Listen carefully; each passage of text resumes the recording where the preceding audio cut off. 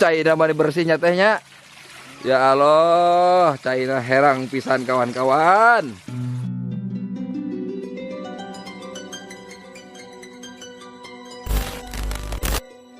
Di Indonesia, ternyata ada beberapa kampung yang mayoritas diisi oleh kaum perempuan yang berstatus janda. Mereka para janda hidup berdampingan di sebuah kampung, saling menguatkan karena persamaan nasib ditinggal suami, baik itu karena perceraian atau dipisahkan oleh maut.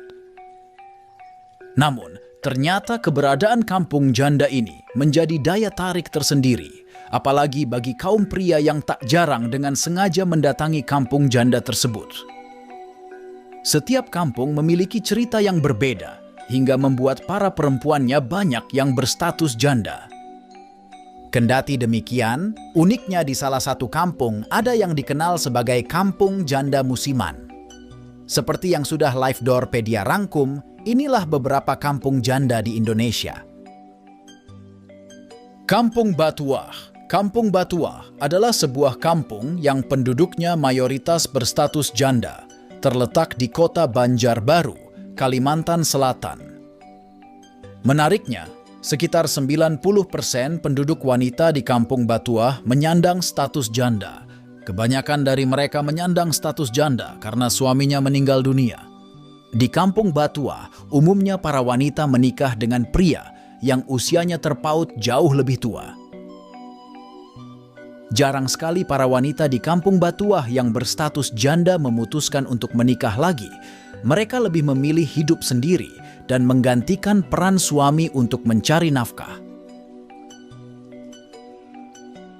Sebuah komplek perumahan umumnya bebas ditinggali oleh siapa saja, baik yang sudah berpasangan ataupun yang masih melajang. Namun, berbeda dengan komplek Arbain di Pasuruan, Jawa Timur, yang semuanya diisi oleh perempuan yang menyandang status janda.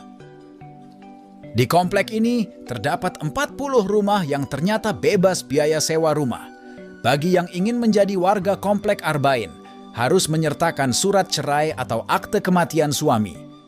Di komplek ini menerapkan peraturan yang cukup ketat, bahwasannya penghuni dilarang pulang lebih dari jam 10 malam dan tidak boleh menerima tamu pria kecuali ada tetangga yang menemani. Ternyata komplek Arbain didirikan oleh seorang pria asal Pasuruan bernama Hanif Kamaluddin. Kampung Padukuhan Kalangbangi Wetan. Kampung ini terletak di Kabupaten Gunung Kidul, dikenal sebagai kampung janda.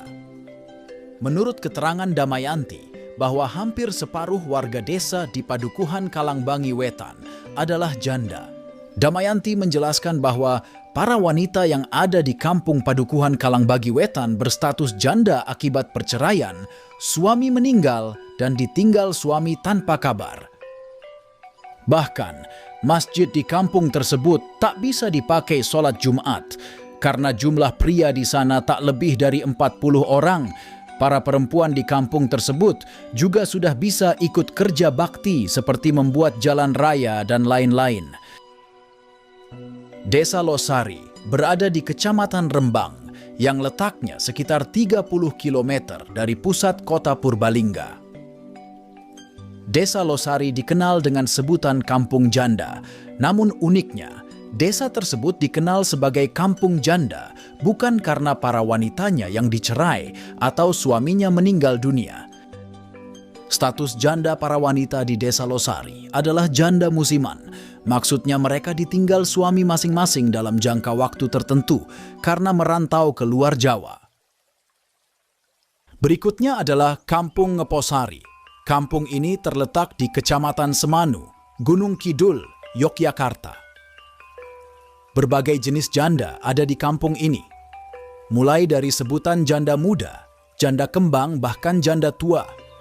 Mereka ditinggal suami dengan berbagai macam alasan. Ada yang ditinggal meninggal dunia, ada pula yang pergi tanpa kabar.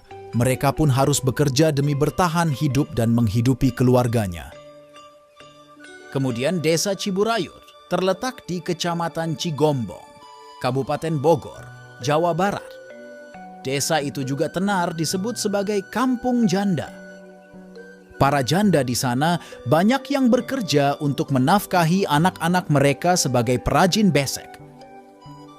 Dengan kehidupan yang jauh dari kata layak, kebanyakan anak-anak mereka umumnya hanya lulus sekolah dasar, dan tak sedikit anak-anak itu membantu ibunya bekerja.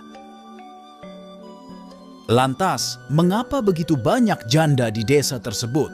Apakah tak ada laki-laki lain yang mau mengawini mereka, atau enggan menopang mereka secara ekonomi?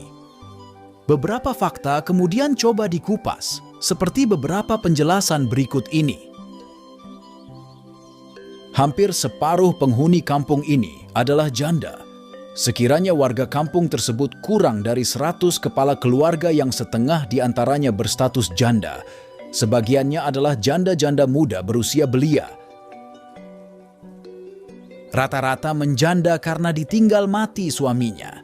Sebagai kawasan pedesaan yang berada di kaki Gunung Salak dan Gunung Gede Pangrango, menjadikan para lelaki-lelaki di sana bekerja menjadi penambang pasir, baik dari menggali dan menyaring pasir hingga pemecah batu untuk menghidupi keluarganya. Namun, seringnya terjadi longsor di lokasi penambangan membuat para pekerja itu kebanyakan meninggal dunia dan meninggalkan istri dan anak-anaknya. Janda muda yang berterbaran, sebagian janda-janda di kampung itu ternyata masih berusia belia atau janda muda.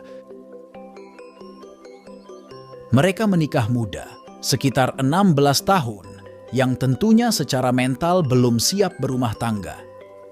Bahkan di usia 17 tahun, ada yang sudah kawin 2 kali karena ditinggal mati suami. Selain karena ditinggal suami meninggal di penambangan pasir, janda-janda muda ini juga menyandang status sebagai janda cerai.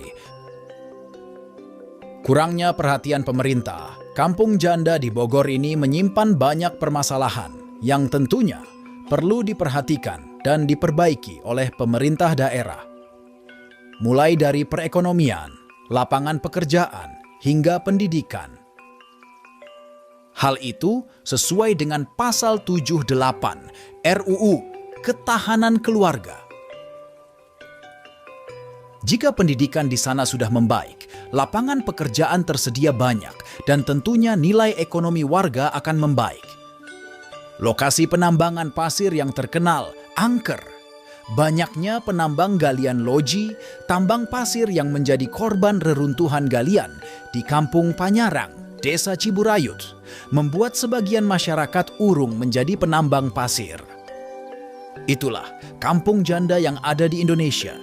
Tiba di akhir kata, saya doakan semoga para janda mendapatkan kehidupan yang lebih baik. Dan jangan lupa, janda semakin di depan.